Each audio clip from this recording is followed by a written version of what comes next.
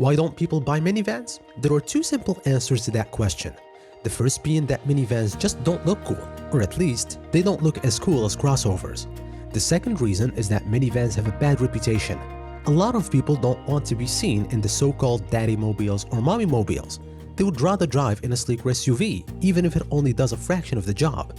But you should at least consider a minivan for your next purchase instead of an SUV, specifically the 2021 Toyota Sienna and the Chrysler Pacifica.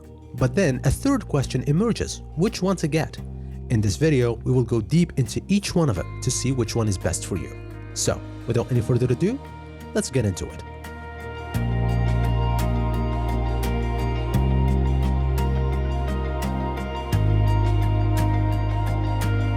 When you are at the top of your game, and in our opinion, the Chrysler Pacifica definitely is, continued development is what keeps you there. The upgrades to the exterior of the 2021 Pacifica are subtle and really only obvious when you put this car side by side with its predecessor.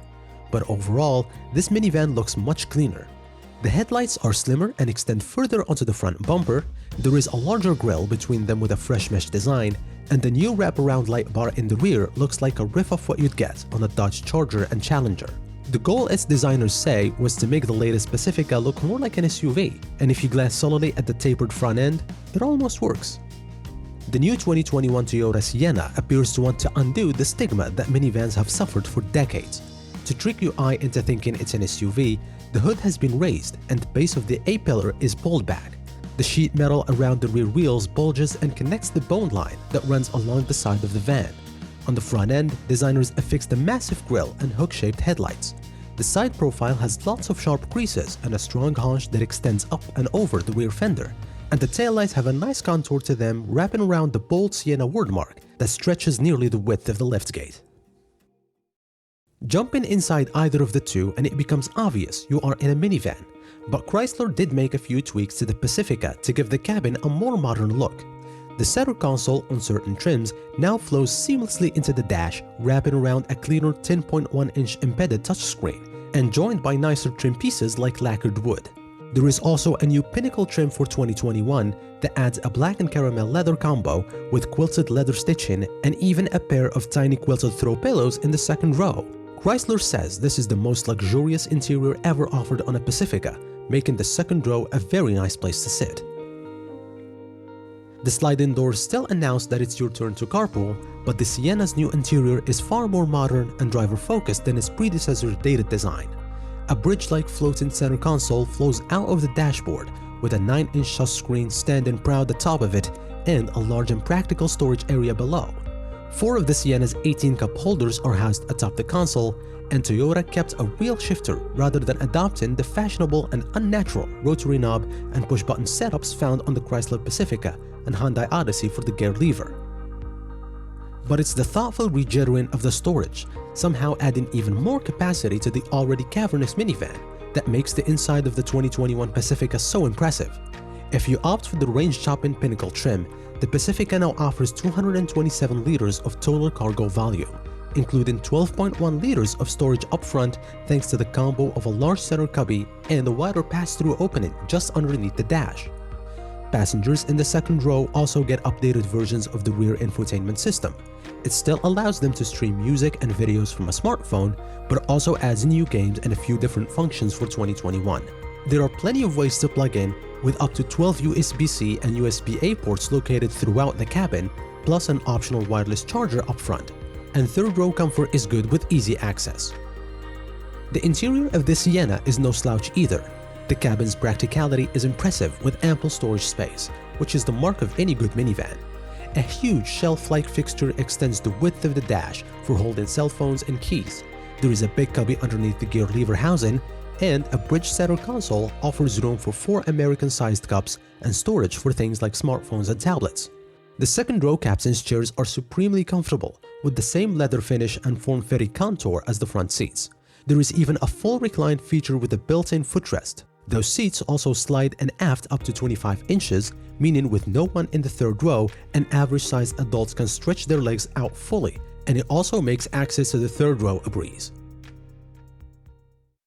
Now we get to the what it's like to drive section. The same powertrain options from last year's Pacifica carry over.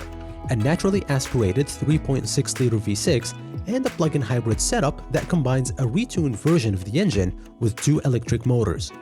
The former is good for 287 horsepower, while the latter produces a scant 260 horses.